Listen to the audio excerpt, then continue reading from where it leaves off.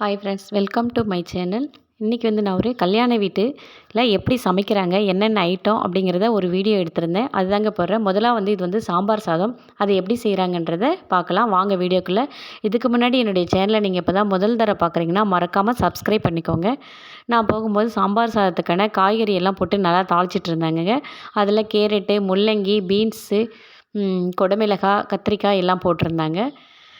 காயெல்லாம் கொஞ்சம் நல்லா வதங்கினதுக்கப்புறம் தேவையான அளவு காரம், மிளகாத்தூள், மல்லித்தூள் போட்டு வதக்கிட்டு இருந்தாங்க. வெல்லம் வந்து போட்டிருந்தாங்க. இப்போது புளிக்கரைச்சல் வந்து கரைச்சி வச்சுருந்தாங்க. புளிக்கரைச்சலும் ஊற்றுனாங்க. நான் கேட்டேன், நம்ம எப்போவுமே வந்து காய் வெந்ததுக்கப்புறம் புளி ஊற்றுவோம், காய் வேகுமான்னு கேட்டேன். இல்லை, இப்போ காய் வேகும்போதே புளி ஊற்றினா தான் அந்த சாம்பார் சாதம் வந்து நல்லா டேஸ்ட் கொடுக்கும் அப்படின்னாரு மாஸ்டரு. இப்போ வந்து தேவையான அளவு தண்ணியை வந்து ஊற்றிக்கிட்டாங்க. இது வந்து செஞ்ச மாஸ்டர் வந்து எனக்கு ரொம்ப நல்லா தெரிஞ்சவர், க்ளோஸ் ஃப்ரெண்டு.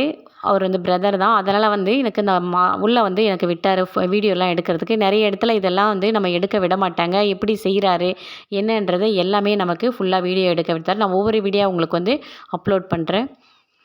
தண்ணி நல்லா கொதிச்சதுக்கப்புறம் அரிசி வந்து கழுவி வடித்து வச்சுருந்தாங்க இல்லையா, அந்த அரிசியை வந்து இதில் சேர்த்துக்கிட்டாங்க. எனக்கு அளவு எல்லாமே அவர் வந்து நல்லா எக்ஸ்பிளைன் பண்ணார். எவ்வளோ உப்பு போடணும், எவ்வளோ காரம் எல்லாமே வந்து நல்லா சொன்னார். அவர் என்னென்ன சேர்த்தோம், என்ன டேஸ்ட் எப்படி கொடுக்கும் அப்படிங்கிறத எல்லாமே நல்லா வந்து தெளிவாக சொன்னார். அரிசி போட்டதுக்கப்புறம் நல்லா கிளறி விட்டுக்கிட்டே இருந்தாங்க. சாதம் வேகிறதுக்கு முன்னாடியே இப்போ வந்து அவர் என்ன சேர்க்குறாருன்னா, கேட்டேன். முருங்கைக்கான்னு சொன்னார். முருங்கைக்காய் வந்து பருப்பில் போட்டு வேக வச்சுருந்தாங்க. முழு முருங்கைக்காவை போட்டு வெந்துட்டு அது உள்ளே இருக்க எசன்ஸை மட்டும் எடுத்துருந்தாங்கங்க. எசன்ஸ் நாங்கள் வந்து அது உள்ளே இருக்கிறத வந்து முருங்கைக்காவோட சோறுன்னு சொல்லுவோம். அதை மட்டும் எடுத்து போட்டாங்க. ஏன்னா அது போட்டு கலக்கும்போது ரொம்ப நல்லா வாசனை நல்லா மணமாக இருந்தது. முருங்கைக்காவை போடுறத விட இந்த மாதிரி போட்டோம்னா ரொம்ப நல்லா டேஸ்ட்டாக இருந்தது. நானுமே பார்த்தேன். நீங்கள் இந்தமாதிரி அது மாதிரி செஞ்சிங்கன்னா கூட இந்த மாதிரி ட்ரை பண்ணி பாருங்கள். நான் எதுக்காக இந்த வீடியோ எடுத்தேன்னா, நம்ம அதிகமான குவான்டிட்டி எல்லாம் செய்யும்போது நமக்கு எப்படி செய்கிறதுன்றதெல்லாம் தெரியாது. இதை பார்க்கும்போது நமக்கு ஒரு ஐடியா கிடைக்கும்.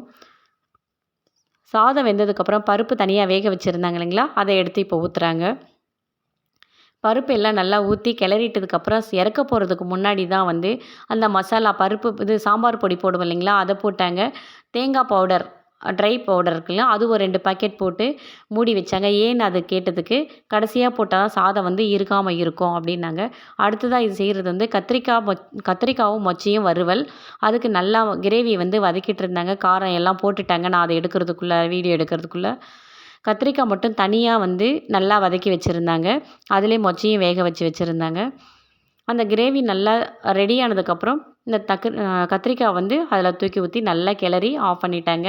ரொம்ப சூப்பராக அருமையாக இருந்தது. கத்திரிக்காய் பொரியல்லாம் பார்க்குறதுக்கும் அருமையாக இருந்தது. சாப்பிட்றதுக்கும் ரொம்ப நல்லா டேஸ்டியாக இருந்தது.